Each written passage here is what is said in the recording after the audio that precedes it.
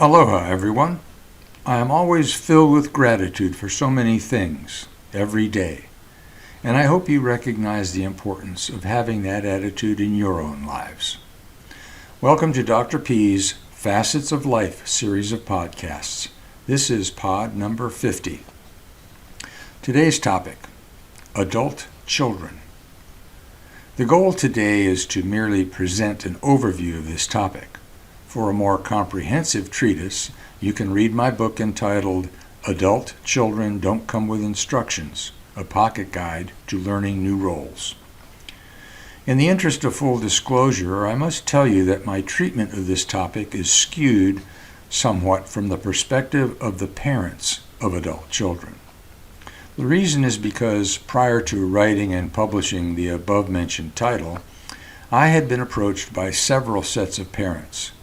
They all had heartfelt stories and many questions about their problems and difficulties in handling their relationships with one or more of their adult children. Unlike other self-help books I've written, I did a large number of personal interviews with parents and with adult children in order to get their perspectives on the dynamics of those relationships. And by the way, none of these parents and adult children were related. I thought it might be interesting to start to share some of the comments with you that I got from these parents and these adult children.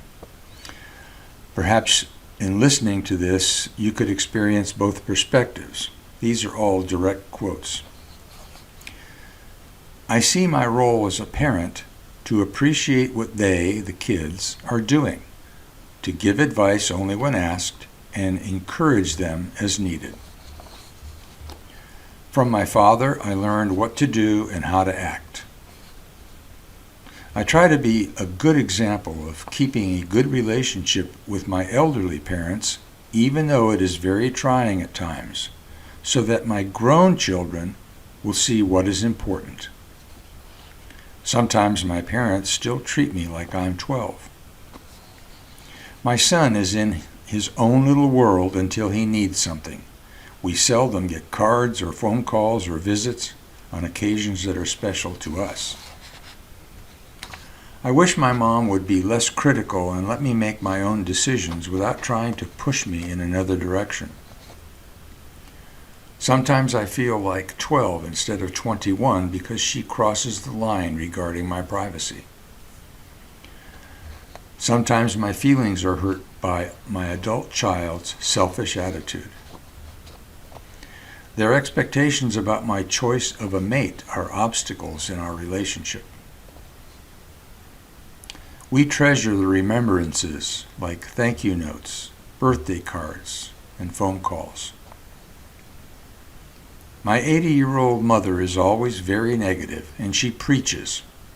I dislike it, but what can I do? I won't abandon her. I'll just spend less time with her. I wish our kids would show us respect and love. What did we do wrong? Those are the quotes. I think you get the feel for some of the issues involved here, even though I only scratched the surface. This stage of life, perhaps maybe more so than any, requires each of us to learn new roles and new ways to view one another and interact.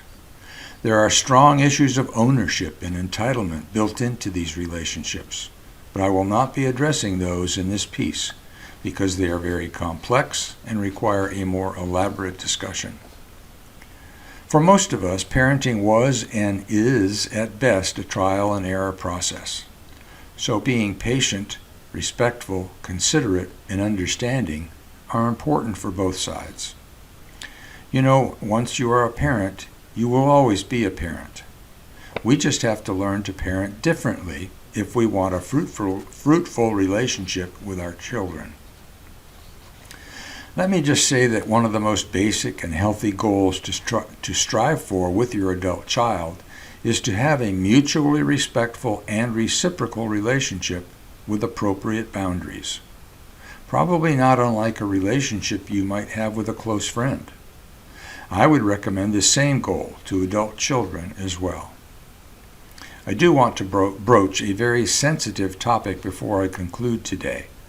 That is the situation whereby many adult children use their parents to further their own agendas, to bail them out of trouble because they make poor decisions. It is one thing to need parental assistance due to an unusual situation, but to use one's parents on a regular basis is a form of abuse. A parent's role should be one of a mentor, teacher, advisor, and emotional supporter, not an enabler of bad behavior and poor judgment. I really do understand that in so many ways adult children can grow apart from their parents and go in different directions with their lives. That is a natural process. However, that does not mean that the adult children cannot choose to have a respectful, considerate, and reciprocal relationship with their parents. Most parents want little more than to be remembered, valued, and have some regular contact and communication with the children they raised to be adults. Well, that's it for this time, folks. Don't forget to tell those important people in your lives how much you love and appreciate them. And always remember that gratitude is the best attitude. This is Dr. P saying aloha.